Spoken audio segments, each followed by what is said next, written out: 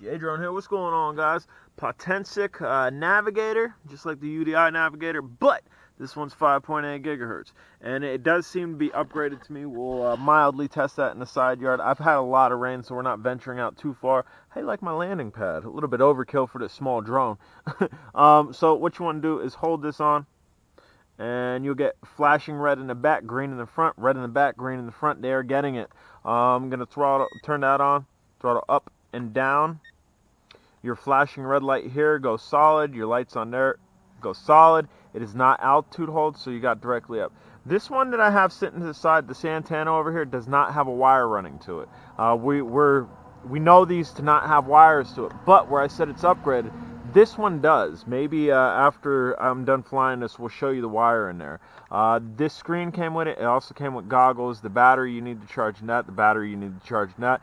They should have provided a LiPo battery for this, and they would have had everything covered. But let's go ahead and turn this on. I haven't turned. There's a power button on here. I haven't messed with this at all. I kind of did an unboxing. Okay, so I have static here. I don't know if you can see the static. So we probably need to search for the channel. Let's hold it down, see if it'll do a manual search. It is. If you hold down the channel button, it's going to do a manual search for you. So you are going to be able to use this on a different drone that you might have 5.8 gigahertz. Try to hold that there so maybe you could see it. Hopefully it catches. Come on. Scanning through the channels.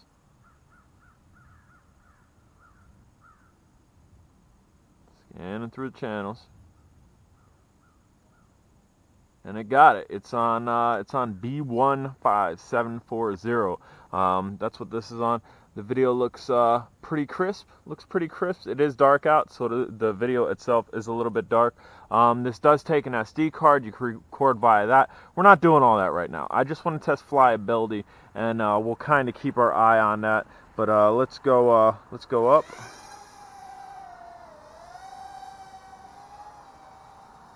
Super smooth up there.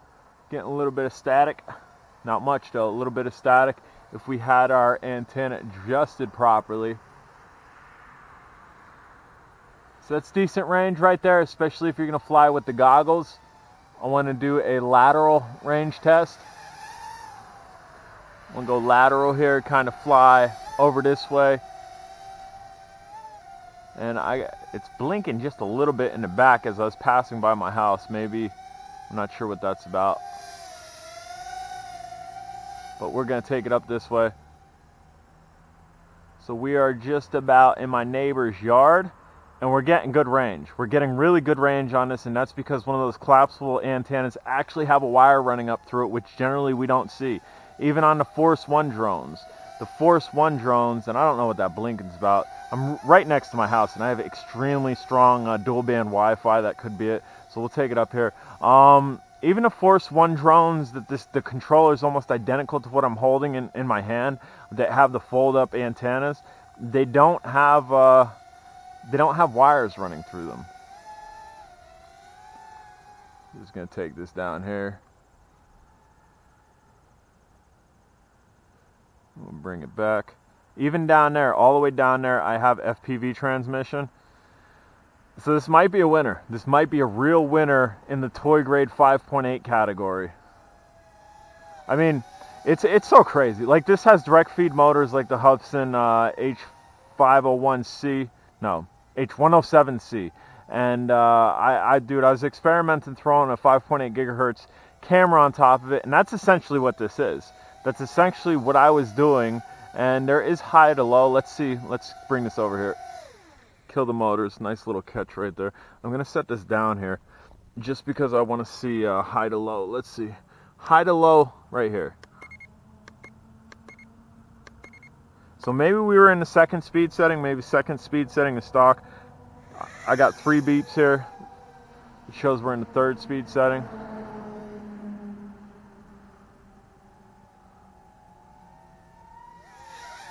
This is going to be fun. This is absolutely going to be fun.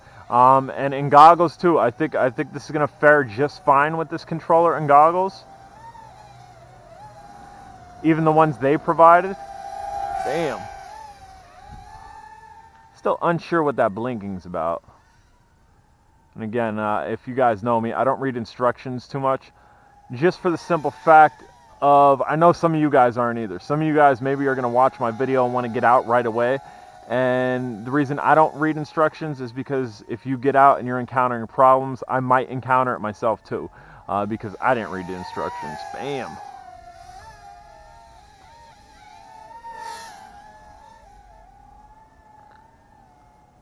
But yeah, this is nice. This is really nice. All the way down there. All the way down there, we still got good feed. FPV feed, 5.8 gigahertz. Seems like it's getting a little staticky, but then it holds out. It comes back. And again, this has the ability to take an SD card, so you can record on board and not rely on a set of goggles or not rely on a DVR that you have for 5.8. Which is huge. That is absolutely huge. Whoop! Almost hit the key.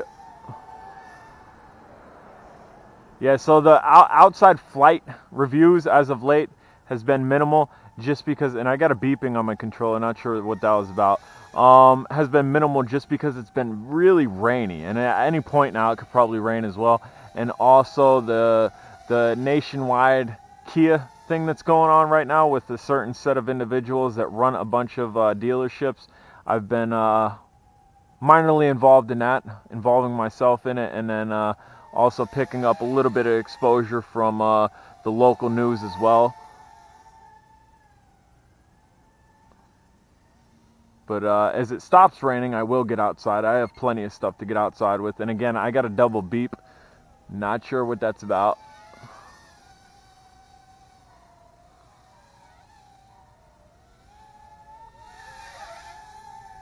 Fun. This is, it really is an upgraded, upgraded Navigator. The first Navigator, identical to this minus color, and they even upgraded the color. Color on this I like a lot better than the green and black one that I have. The little sky metallic blue that we're working with is definitely better. And we're also no altitude hold. And we have 5.8 gigahertz. Before it was altitude hold and it was Wi-Fi. Surprisingly low, that did have an SD card, so that wasn't a huge drawback, but 5.8 versus Wi-Fi is always better in my book, I think, unless the Wi-Fi is done right. Like with DJI equipment, DJI drones, Parrot, they do Wi-Fi right, where Wi-Fi goes out a good distance before you have to worry about a transmission cutoff, but generally in toy grade drones you don't get that. I don't got a counter here. It is showing 0005, like a counter or whatever. Maybe there's a 5-second SD card in there. I don't think so. Easy there. I think voltage may be getting low. And maybe that's what those double beeps were, or it was interference from something around me that was interfering with the signal.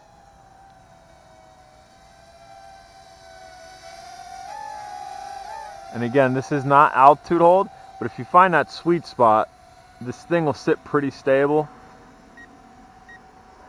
Now I got consistent beeping.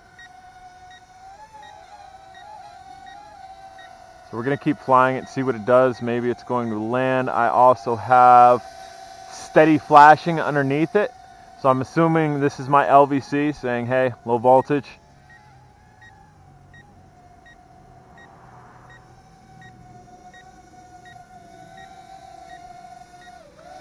And now it's self-dropping itself.